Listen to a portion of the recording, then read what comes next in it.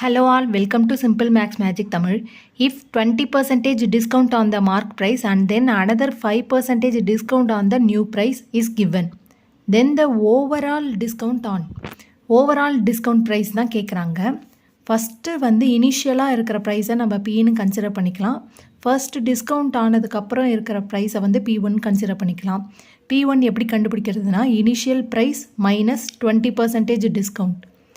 இதை வந்து 20% நான் வந்து டெசிமலாக கன்வெர்ட் பண்ணியிருக்கேன் 0.2p. இதை மைனஸ் பண்ணும்போது 0.8p. இதுதான் வந்து ஃபஸ்ட்டு டிஸ்கவுண்ட் ஆனதுக்கப்புறம் உள்ள ப்ரைஸ். 5% டிஸ்கவுண்ட் ஆனதுக்கப்புறம் உள்ள நியூ ப்ரைஸை நான் P2ன்னு கன்சிடர் பண்ணிக்கிறேன். இது வந்து P1லேருந்து, அதாவது இந்த பழைய டிஸ்கவுண்ட் ப்ரைஸ்லேருந்து 5% டிஸ்கவுண்ட் ஆகிருக்கு. அப்போ P1 மைனஸ் 5/100 இன்ட்டு P1. இதை டெசிமலாக கன்வெர்ட் பண்ணும்போது 0.05 P1 வரும். P1 மைனஸ் 0.05 P1 நம்ம மைனஸ் பண்ணும்போது 0.95 P1 வரும். இந்த P1 வேல்யூ ஆல்ரெடி நம்மளுக்கு தெரியும், 0.95 இன்ட்டு 0.8 இன்ட்டு P. இதை நம்ம மல்டிப்ளை பண்ணும்போது 0.76 P வரும். P2 தான் எல்லா டிஸ்கவுண்ட் இன்க்ளூட் பண்ண final price.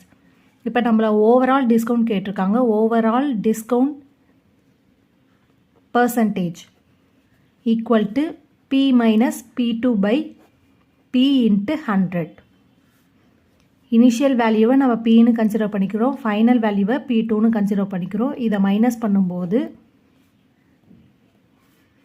P minus 0.76 P. இதை மைனஸ் பண்ணும்போது 0.24 P by P into 100. Numerator and டினாமினேட்டரில் P கேன்சல் ஆகிடும்.